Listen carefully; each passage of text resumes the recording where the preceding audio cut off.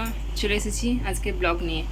সবাইকে আমার ব্লগে স্বাগত জানাই। সবাই নিশ্চয়ই ভালো আছেন, আমি ভালো আছি। তো এই কদিন ধরে কিন্তু এখন 3-4 দিন ধরে একদম সাদামাটা ব্লগ হবে, কারণ আমাদের একটা রিলেটিভ মারা গেছে। তো আমাদের শ্বশুরবাড়ি থেকে ফোন করে জানিয়েছে। তো দেখো, আজকে তো তখন ভাতেই করে ফেলেছি। আলু ভাতে দিয়েছি আর ভেন্ডি ভাতে দিয়েছি।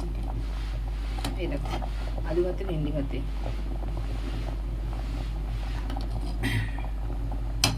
তো একদমই সিম্পল হবে।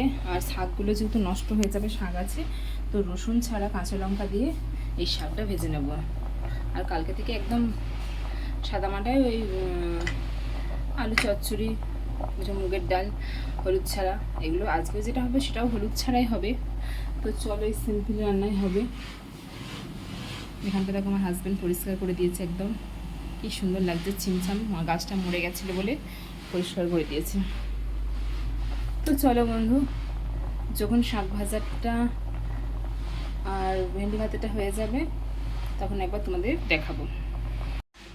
ভেন্ডি ভাতেগুলো তুলে নিয়েছি, 14টা ভেন্ডি ভাতে দিয়েছিলাম। আর এইগুলো দেখো ডাস্টবিনে দিয়ে দেবো। এগুলো সব খুন্তি দিয়ে কেটে বাদ দিয়ে দিয়েছি, তাহলে মাখার সময় সুবিধা হবে। হাতে করে করতে গেলে তো ভেন্ডি তো এমনিতেই লাল পালে জিনিস, তাহলে হাতে করে কাটিয়ে নিই, খুন্তির ডগা করে কেটে নিলাম।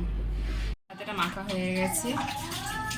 আর এরকম আর বান্ধব পটল আলুর তরকারি দিয়ে গেল। ওকে কালকে মাংস দিয়েছিলাম, মাটন।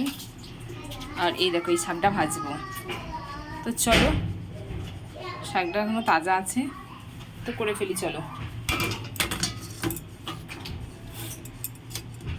তো এই দেখো,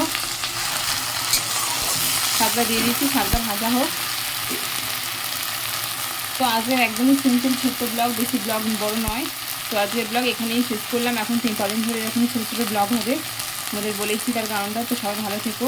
যারা ইউটিউব থেকে দেখছি তার ইউটিউব চ্যানেলটাকে সাবস্ক্রাইব করে দিও, যারা ফেসবুক থেকে দেখছি তারা ফেসবুক আইডিটা ফলো করে দিও। টাটা।